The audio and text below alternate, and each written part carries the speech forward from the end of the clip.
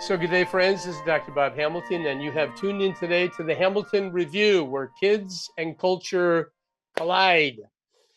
And I want to say thank you for tuning into the show. Everybody who tunes in, you guys have lives, you're busy, you have kids, you have twins, some of you. Our guest today has twins. And the fact that you're out there turning on the show means a lot to me. So thank you. I appreciate that. If you like what you hear, I ask you to pass it on to family and friends. We're building an audience for the people who come on my show, all of whom are amazing individuals. And today, it is a joy for me to introduce to all of you someone who I have known from the very beginning of at least her motherhood. Her name is Dr. Jenny Yip. Y-I-P is how you spell her last name. She's recently published a book. We're going to talk about that book. The book is entitled Hello, Baby, Goodbye, Intrusive Thoughts. And her subtitle is Stop the Spiral of Anxiety and OCD to Reclaim Wellness on Your Motherhood Journey. So, Dr. Yip, welcome to the Hamilton Review. Thank you so much for having me. I'm excited about our conversation today. And I am too. And I want to let everyone know that I'm actually speaking to Jenny in Lisbon, Portugal. She's recently moved there with her family. We might want to talk about that, Jenny, along this conversation. But before I turn the microphone over to you, I want to give a little bit more about who Dr. Yip is. She is a board certified licensed psychologist. She's an author. She's a speaker, a media contributor, and a nationally recognized OCD, which is obsessive compulsive disorder specialist. She also specializes in anxiety and parenting. She's treated families with OCD, anxiety, and parenting stress for over 2 decades. So she is a person who is worthy of our ear. So Jenny, Dr. Jenny Yip, I'm going to turn the microphone over to you. And as you know, I like to begin with your story. So tell us a little bit about you. Tell us where you're from, kind of your background.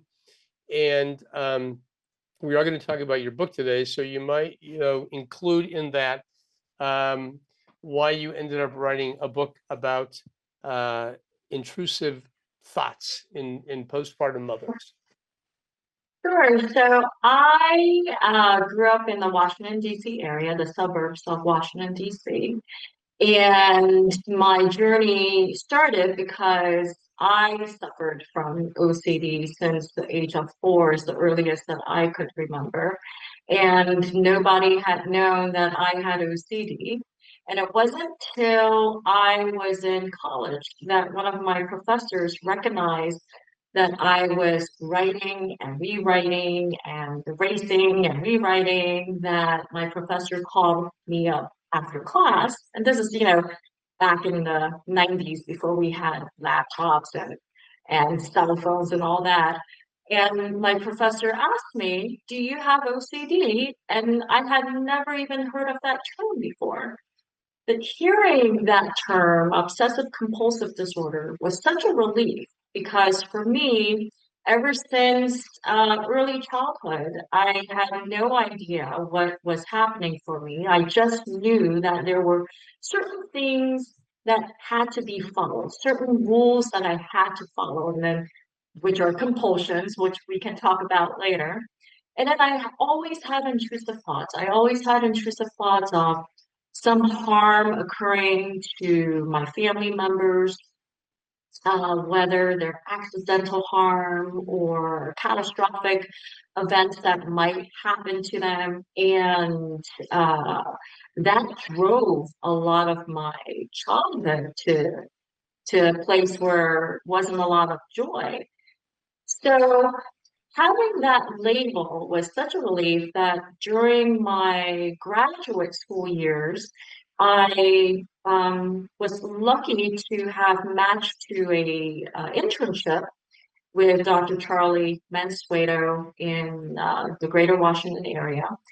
and they treated OCD. And he's one of the pioneering clinicians in OCD treatment. So my journey as a professional and a specialist in treating OCD started there.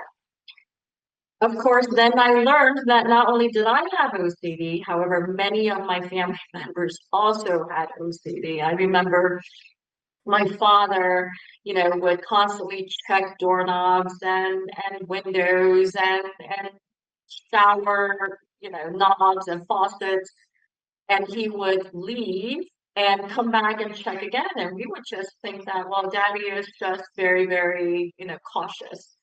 And so OCD runs in my family. And in my dissertation was a family approach, because back then in the late 90s, there was very little awareness how OCD occurs within the family. However, I remember one of my patients was a person where I would work with him, then he would go home, and then everything that I did in the office setting would get undone by family members. So Yeah. I got really frustrated that what I was doing wasn't enough. And I realized from doing my research that there wasn't any awareness. There was one research protocol, pilot study by one of my mentors, Dr. Barbara Van Noppen, where she looked at family-based OCD treatment, and she actually coined the term family accommodations, which occurs quite often in families with where OCD occurs.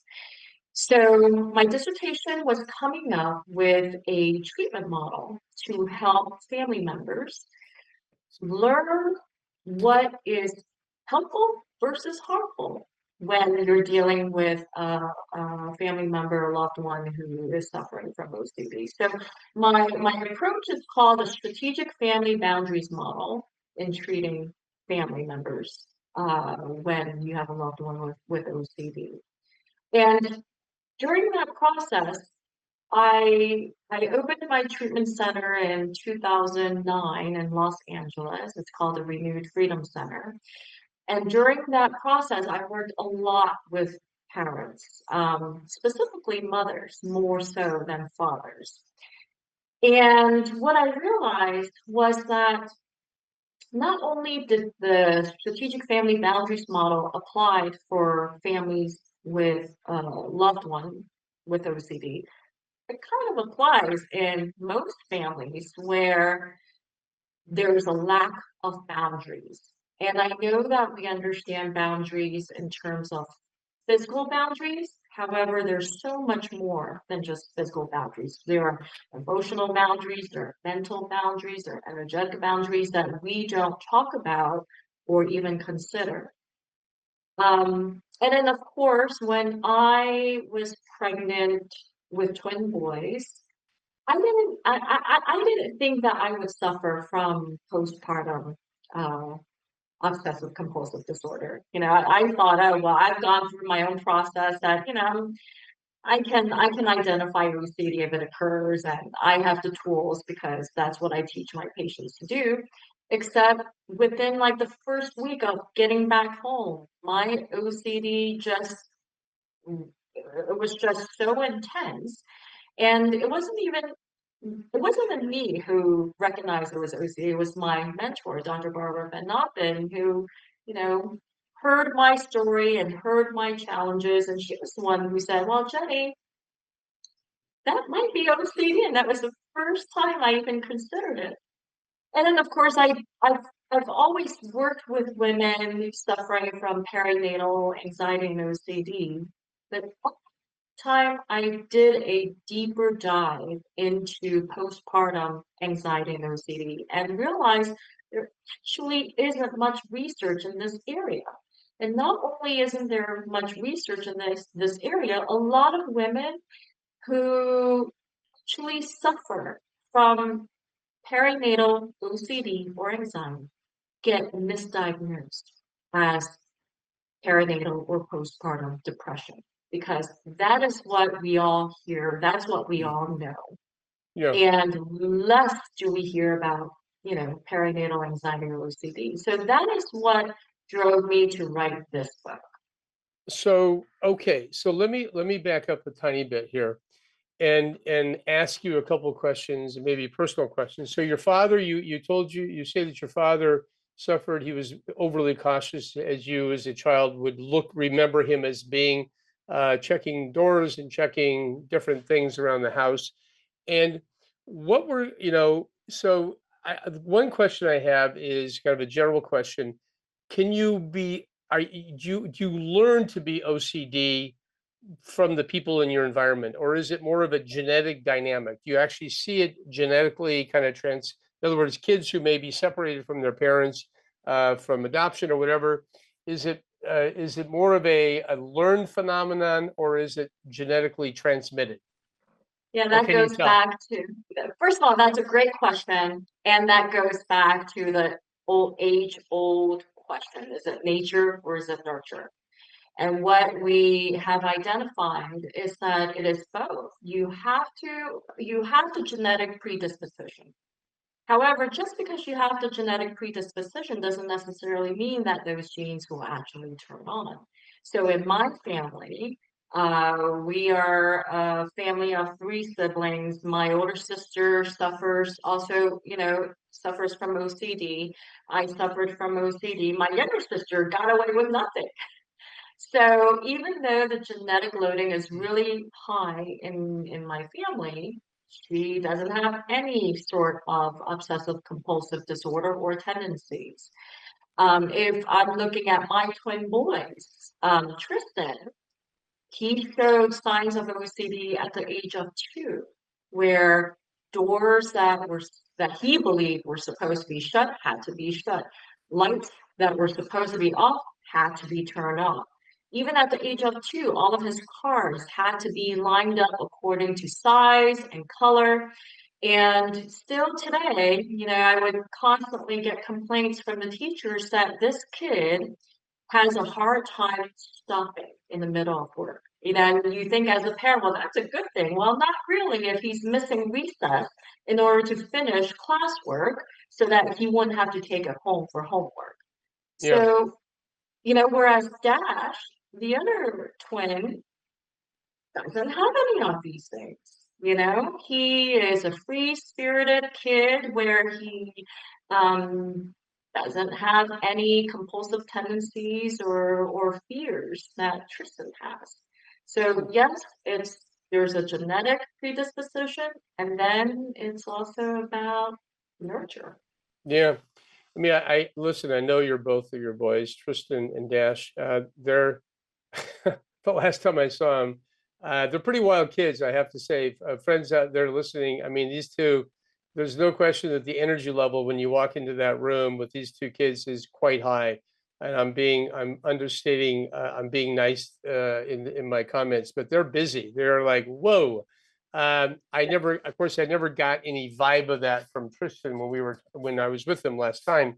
But a lot of kids do in their early ages. I want you, and you know this to be true, Dr. Yip, you know that they do have a tendency, even kids who don't have OCD, they line things up. They're very concrete. They like to have order. There's a certain kind of personality type that likes to have order and lining things up. So those listening out there who are hearing this, because your child lines up things, don't get too anxious yet, because Right. that's a pretty common dynamic in young kids. So let me ask a personal question. So how did you said you were manifesting after your delivery, you were beginning to manifest some OCD symptoms.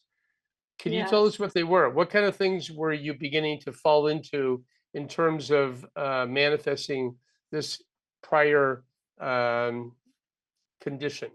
Yeah. So, you know, being a mom has always been something that I wanted to do. So, and I was considered a geriatric pregnant woman because I was pregnant at the age of 40.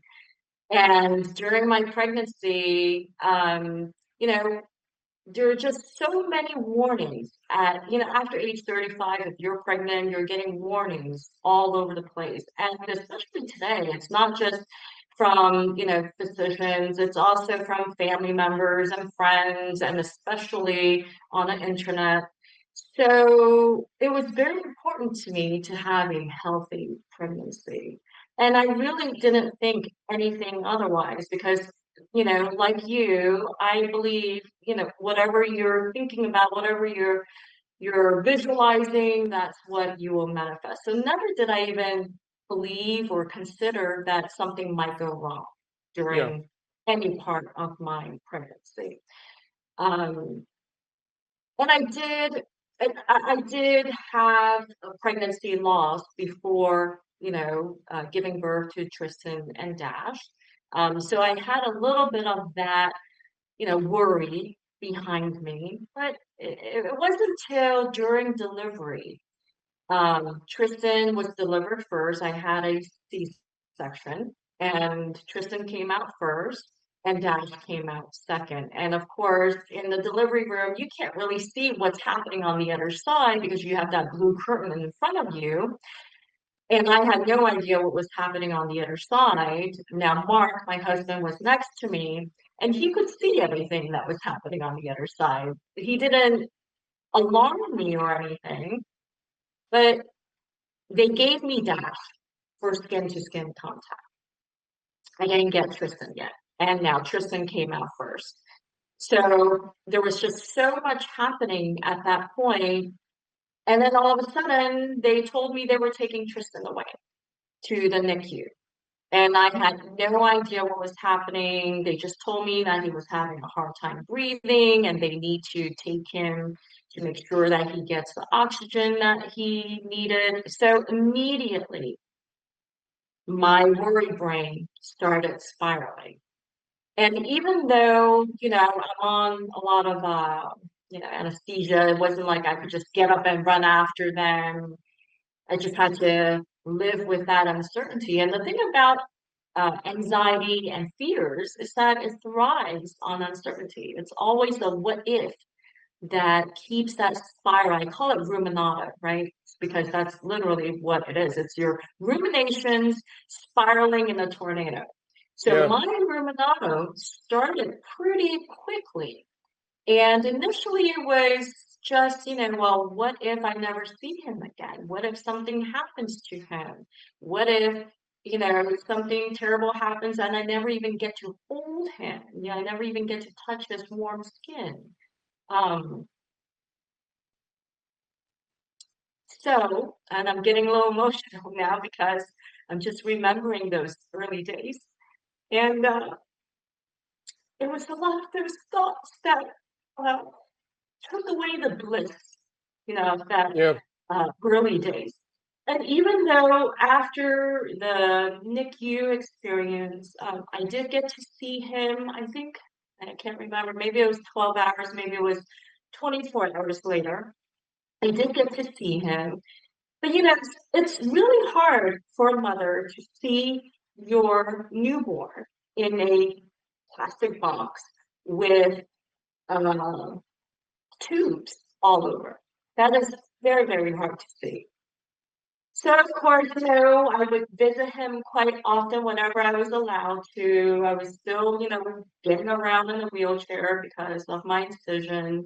Um, but when I wasn't with him, I was ruminating. What was happening with him? What is he feeling? Is he hurt? Does he even know he's out in the world? And I think for a newborn, and this is the fourth trimester, right? For a newborn, being out, being in this unfamiliar space, not having the warmth of body next to you must be very, very traumatic. So of course I'm thinking about all of these what ifs.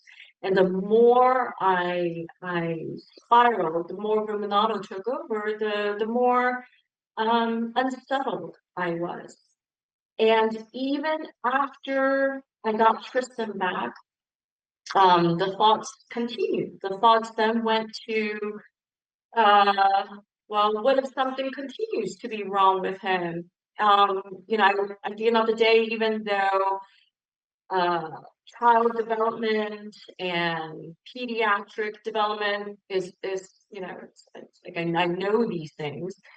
Being a new mom and being responsible for two helpless infants is a big responsibility. I remember, like, I couldn't believe that they were letting me go home with these two things. And I'm like, I don't even know what to do with them.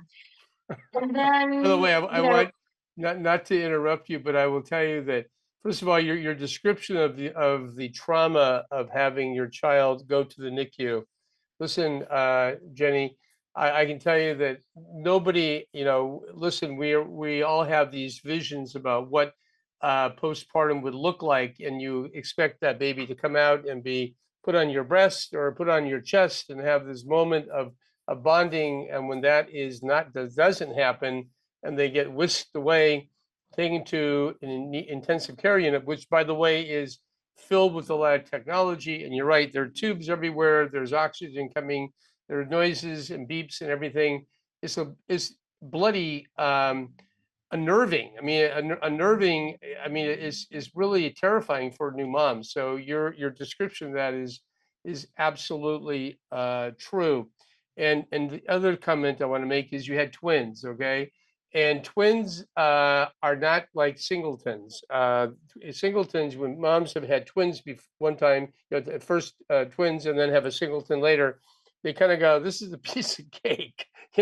Having a one child to deal with. When you have two, you're a little bit schizophrenic because you're always looking over here, and it's kind of hard to keep your brains about you. So you had kind of a double shock there. On one hand, you were dealing with Tristan, who's in the NICU. Then you also have Dash, who's on your chest, and you're trying to deal with him too. So there's a lot of stress, and also you probably weren't getting much sleep at that time either, right? oh yeah, I don't remember sleeping at all, which I'm sure contributed to the low dopamine levels and the high cortisol levels that are all part of the OCD cycle. Right. So I mean, So physiologically, you're kind of teeing up the ball for yeah. OCD. So what? So you went through this. How did you conquer this post delivery setback, I guess? Yeah, so I think, it, and Mark might even joke about how once he was holding Tristan and he opened the fridge, and I yelled at Mark for putting the baby so close into the cold air that he might get sick. And there's these silly things that I was doing that I didn't recognize was OCD. However, one of the things that was most profound during that time was I spent a lot of my hours that I was supposed to be sleeping comparing how I was responding or being with each of the boys. I think as a parent and as someone who works a lot with parents, it's very important to be as equal as you can with each of the children. So for me, it was very important to be as equal as I could be with each of the boys. And I think because Tristan spent time in NICU and didn't get that initial bonding with me that was so important, that he was already at a disadvantage in my mind, right? Even though that might not even be the case. So in my mind, my OCD brain, I was already comparing what I was doing for Dash versus Tristan and how different that might be. And my biggest fear, my OCD fear, was that I would treat them differently. And for some irrational reason, one would grow up with some emotional trauma because of what I didn't do or did do to favor one over the other. So when the boys were sleeping, when I was supposed to be sleeping, I would be ruminating and comparing and contrasting.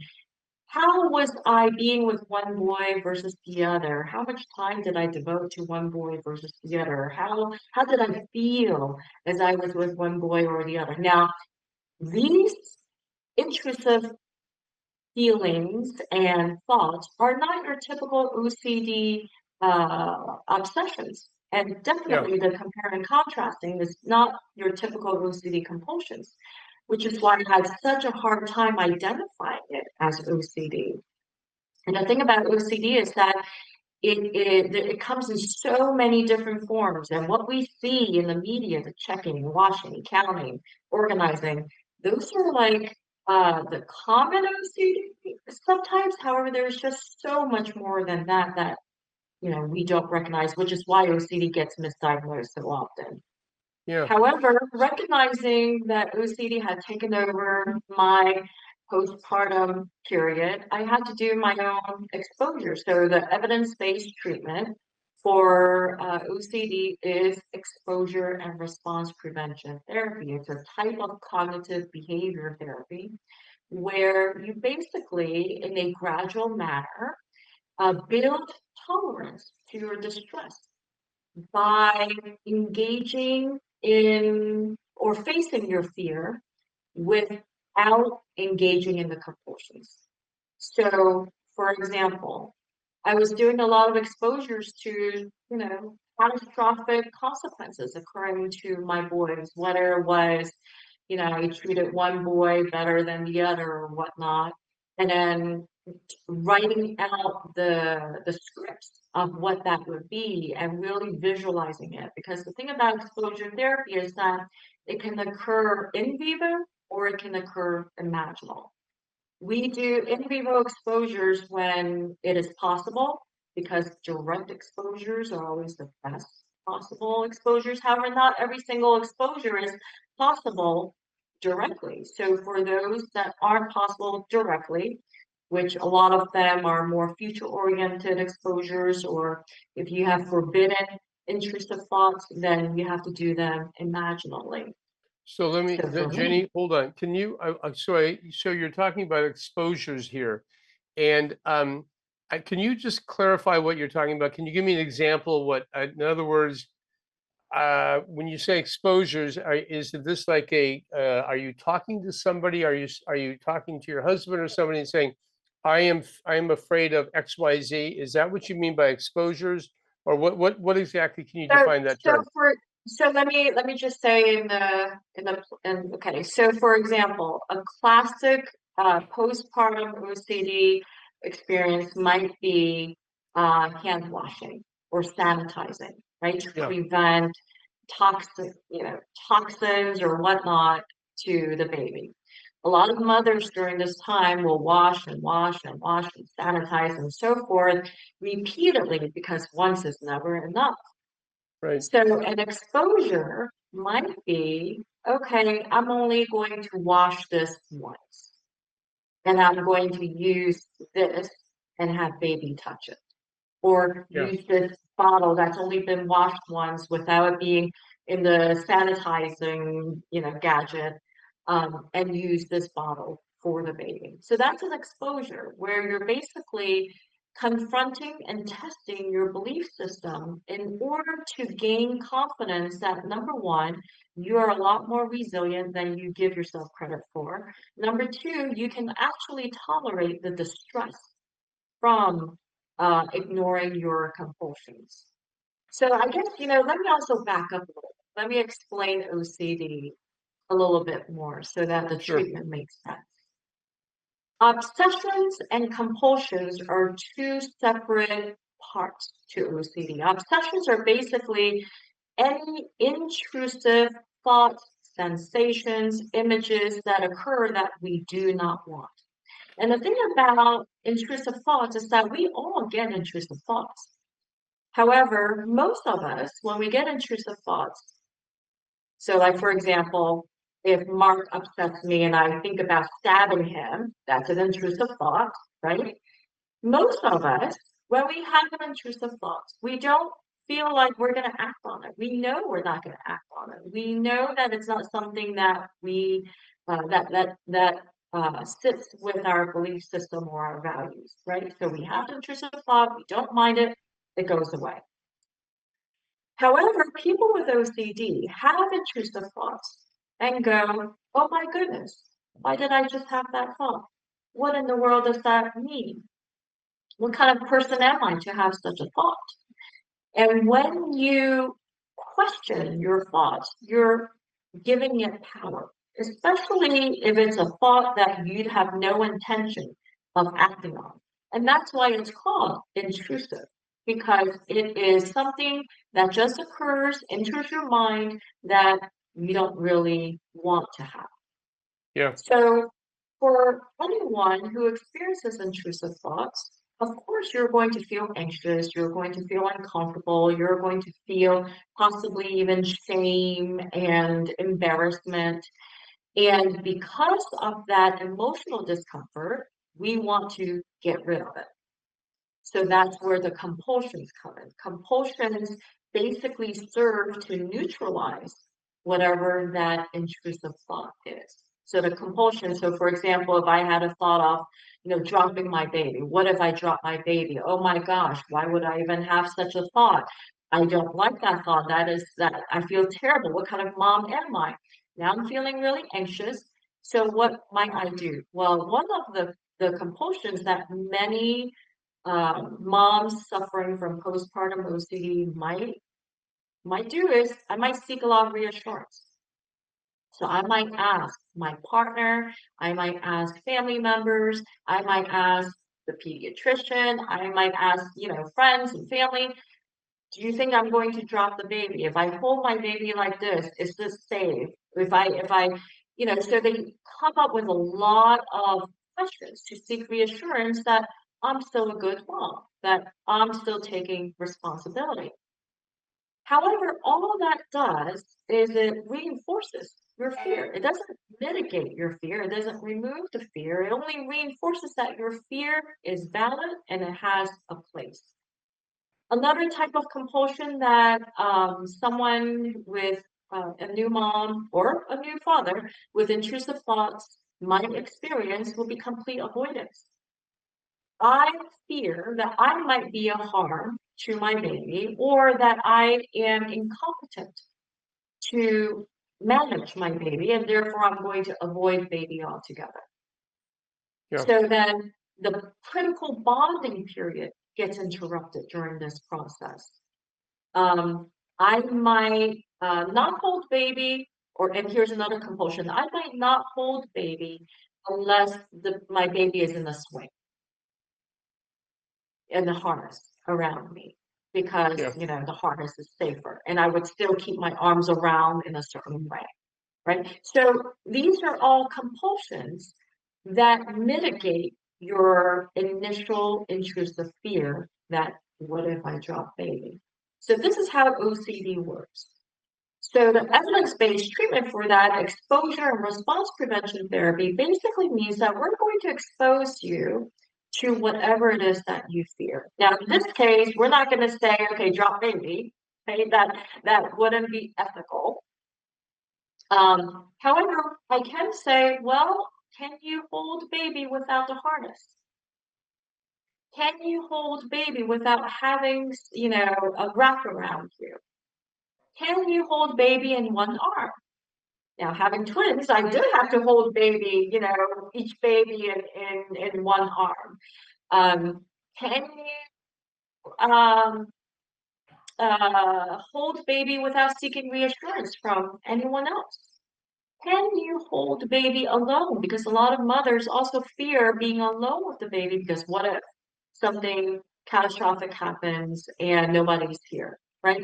So these are all exposures, and we do exposures in a gradual manner so that number one, you as the mom feel confident, start to build confidence that your fears don't have any credence.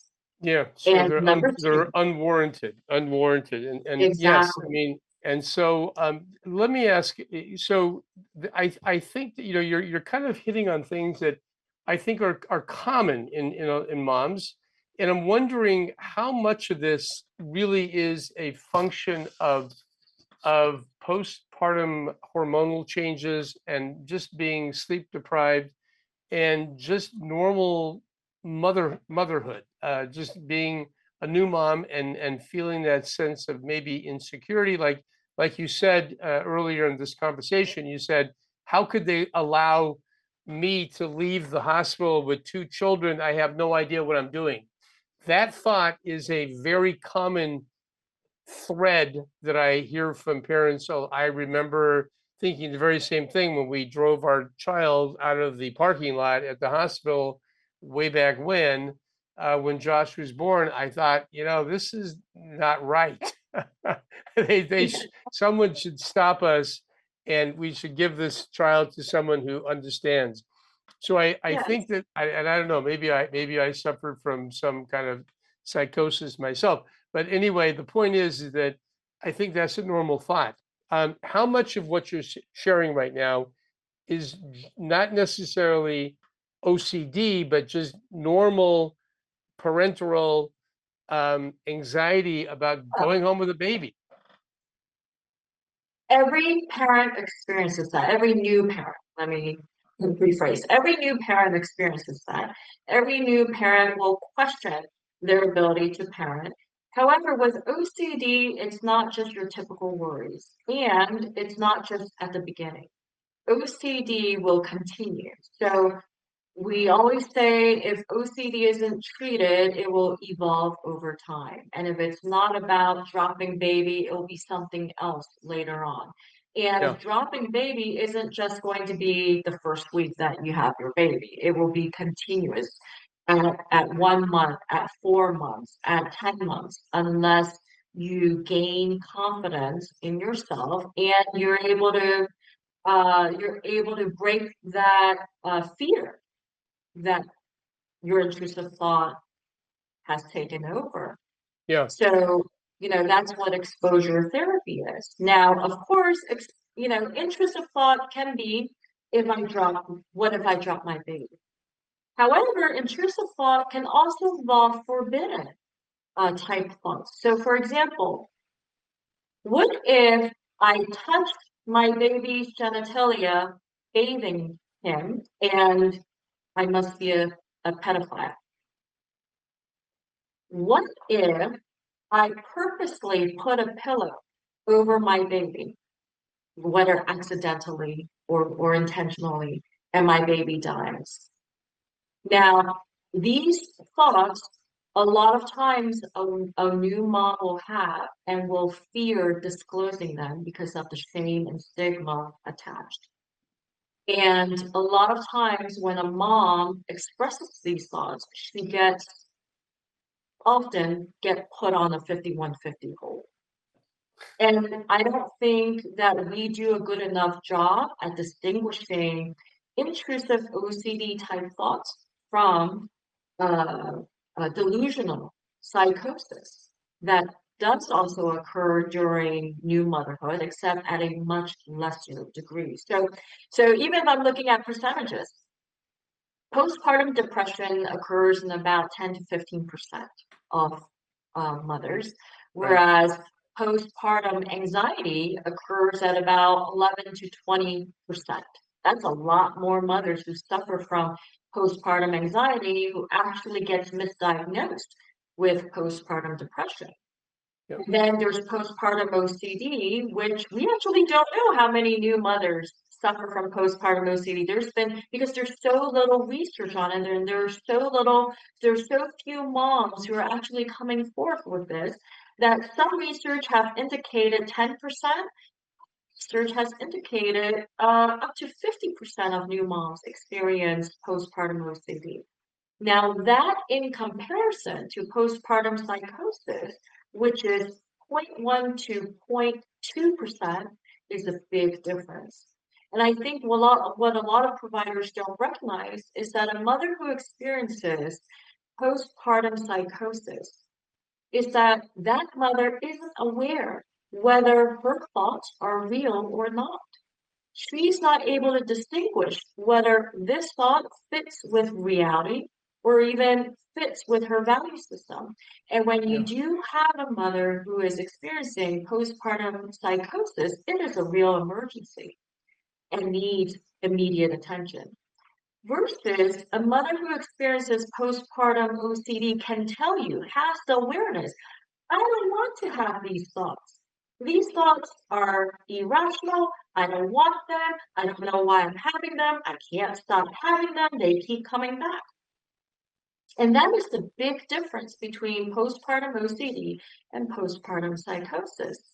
Now, the reason why the thoughts keep coming back is the same idea as whatever you resist persists.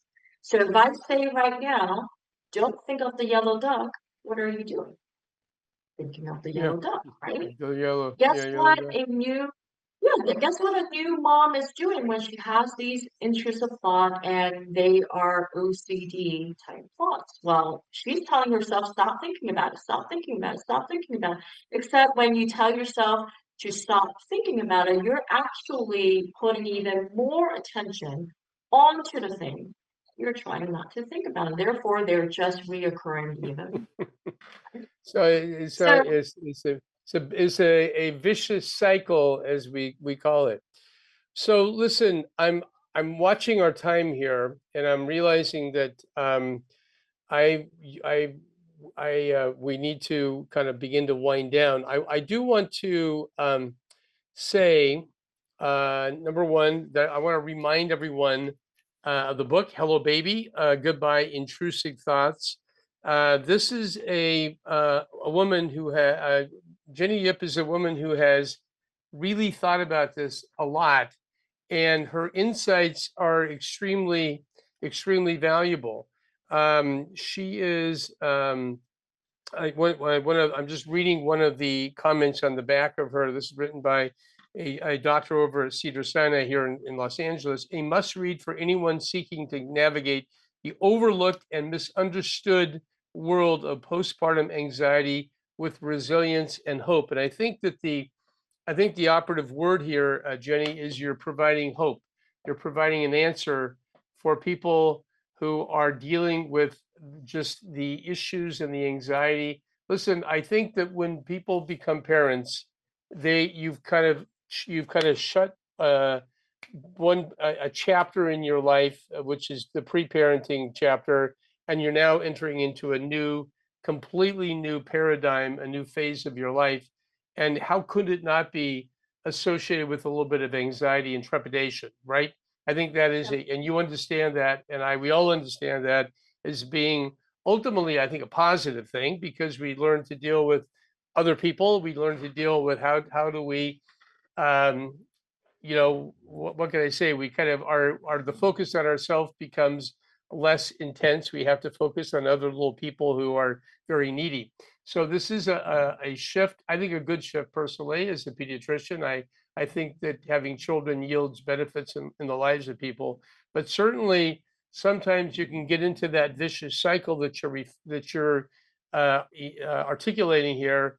That is not good, and so that is why you need to say goodbye to intrusive thoughts, right?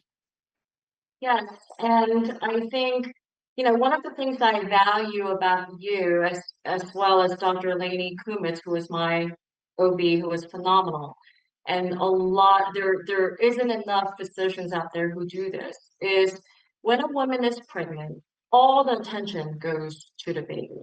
The Yeah. mothers rarely get asked, "How are you?" And the truth is that maternal mental health, there's not much attention onto it. There's not much research onto it. So unfortunately, many women get misdiagnosed or even undiagnosed. They get missed along or left behind. And one of the beautiful things that I've always appreciated is that both you and Dr. Kumitz would constantly ask me, you doing? You know, and I'm like, wow, I matter here. Thank you for asking me that. Yes, this is crazy. You have twins. And how are you doing? I mean, even just asking a woman that, it's such a relief because it helps her to feel valuable and like I need to be thinking about myself too. And I think for a lot of moms, especially during that fourth trimester, we don't think about ourselves. We're constantly just giving and Yeah, giving and giving. And yes, the lack of sleep, the hormonal shifts, and all of that contributes to maternal unwellness. So right. even if we can make it regular for OBs and pediatricians to just ask moms these questions. Are you having negative thoughts?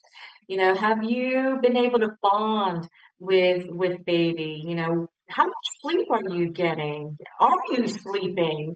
Because a lot of moms who are suffering from postpartum anxiety or OCD aren't sleeping when they're Right. supposed to be sleeping. They're ruminating or they're doing compulsive behaviors instead. So thank you for asking me those Well, you know questions what, early on. Jenny, you're sweet to mention that. I think I had to learn that. It took me a while. I've been in practice for a long time, and it took me a while to really begin to say, "Hold on, let me just ask." And you're right. I do one of my things I try to do with every mother, certainly in the postpartum period, is say I look at them and say, "How are you doing?" And are you, like I usually say, "Are you sleeping enough? Are you taken care of?" And my line is, and every people who know me will recognize my line is I say to mothers, I worry more about you than I worry about your baby. And I mean that because without you, the baby's gonna, you kind of are where the flow is, where all the goodness comes from, is from the mothers. And if you don't have mothers, the babies don't do so well either. So I start with my concern is the mothers, and your book here actually is a book that I need to refer more people to in terms of just the health and the well-being of the mother. Well, listen, our time is nigh. I want to say, Jenny, thank you for taking the time there in Lisbon to come on the Hamilton Review. Her book, again, is called Hello, Baby, Goodbye, Intrusive Thoughts. It is available on Amazon. Is that correct? Where do you get it? Yes, Amazon and major bookstores. So, Jenny Yip. By the way, her name is spelled Jenny, last name Yip. So pick it up. It's a good book to read. Jenny, I want to say thank you for taking the time to come on the Hamilton Review. You've been this has been a great conversation. Well, thank you so much for having this conversation with me. I hope it's been helpful for your audience. Amen to that. And I think it has. So enjoy Lisbon, enjoy your beautiful twins, Dash and Tristan. Give your husband my best. I wish you well over there. I know you're going to be there for a while. So take care of yourself and Thank we'll be in you. touch. Okay. Thank you so much. Okay. Okay. Bye bye. Take care. Well, Bye bye-bye. bye. You have been listening to the Hamilton Review, where kids and culture collide. Thank you for allowing us to be a part of your day. Tune in again next week on Apple Podcast. Rate and comment and tell a friend.